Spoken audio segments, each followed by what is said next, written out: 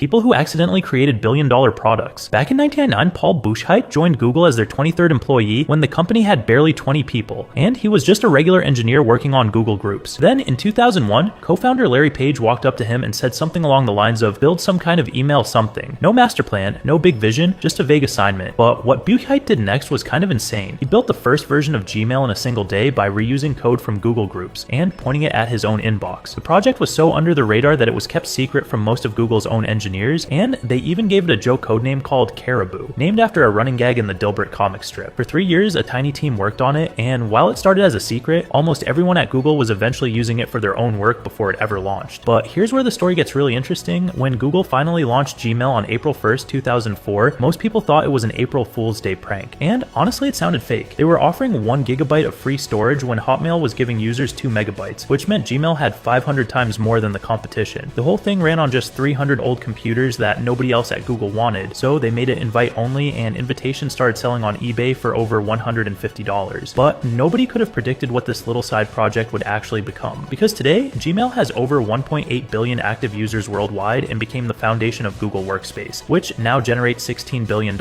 in revenue.